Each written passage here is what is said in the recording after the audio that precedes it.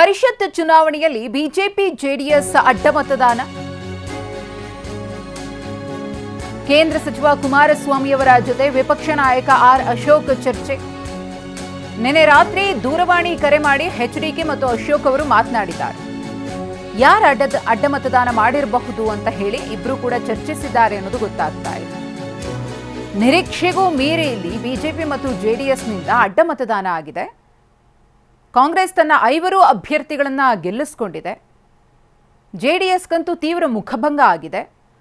ಇದ್ದಂತಹ 18 ಸ್ಥಾನಗಳ ಪೈಕಿ 14 ಮತಗಳು ಮಾತ್ರ ಜೆಡಿಎಸ್ಗೆ ಬಿದ್ದಿದೆ.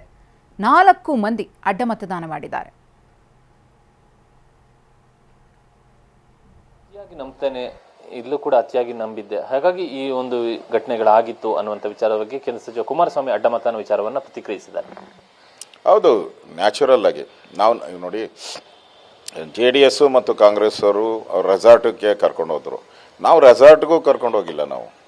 ನಾವು ಪೂರ್ತಿ ನಮ್ಮ ಶಾಸಕರ ಮೇಲೆ ವಿಶ್ವಾಸ ಇತ್ತು. ಆ ರೀತಿ ಒಡನಾಟ ಇತ್ತು ನಮ್ಮದೆಲ್ಲ ಶಾಸಕರ ಜೊತೆನೂ ಒಡನಾಟನೂ ಅದೇ ಥರ ಇತ್ತು. ನೆನ್ನೆನೂ ಕೂಡ ನೆನ್ನೆ ಎಲ್ಲನೂ ಕೂಡ ಆತ್ಮೀಯತೆ ಇತ್ತು. ಸಡನ್ನಾಗಿ ಆಗಿರೋವಂಥದ್ದು ಇದು ಕೂಡ ನಮಗೆ ಒಂಥರ ಆಶ್ಚರ್ಯ, ನಂಬಕ್ಕಾಗ್ತಾ ಇಲ್ಲ. ಜೆಡಿಎಸ್ನಲ್ಲೂ ಕೂಡ ಒಂದು ವಿಚಾರ ಇದೆ, ಏನಂದ್ರೆ ಬಿಜೆಪಿಯವರೇ ಹೆಚ್ಚು ಸಂಖ್ಯೆಯಲ್ಲಿ ಕ್ರಾಸ್ ವೋಟಿಂಗ್ ಮಾಡಿದ್ದಾರೆ ಅಂತ. ಈ ರೀತಿ ಸಾಧ್ಯತೆ ಏನಾದರೂ ಇದೆಯಾ? ಅದನ್ನು ನಾನು ವಿಶ್ಲೇಷಣೆ ಮಾಡೋಕ್ಕಾಗಲ್ಲ. ಯಾಕಂದರೆ ಅವರು ನಮ್ಮ NDA ಪಾರ್ಟ್ನರ್ ಇರೋದ್ರಿಂದ, JDS ಅವರು NDA ಪಾರ್ಟ್ನರ್ ಇದ್ದದ ವೋಟು ಟ್ರಾನ್ಸ್ಫರ್ ಆಗಿರೋದು ನಿಜ. ಹೇಗಾಗಿದೆ ಏನಾಗಿದೆ ಅಂತ ನಮ್ಮ ಮಧ್ಯೆ ಗೊಂದಲ ಆಗುವಂಥದ್ದು ಒಳ್ಳೆಯದಲ್ಲ. ಅದರಿಂದ ನೆನ್ನೆನೇ ನಾನು ಕುಮಾರಸ್ವಾಮಿ ಅವ್ರ ಜೊತೆ ಮಾತಾಡಿದ್ದೀನಿ. ಈಗ ಅಡ್ಡಮತದಾನ ವಿಚಾರದಲ್ಲಿ ಜೆಡಿಎಸ್ ಮತ್ತು ಬಿಜೆಪಿ ಜಂಟಿಯಾಗಿ ಕೂತು ಈ ವಿಚಾರನ ಅವಲೋಕನ ಮಾಡುವಂತಹ ಒಂದು ಸಂದರ್ಭ ಏನಾದರೂ ಇದೆಯಾ?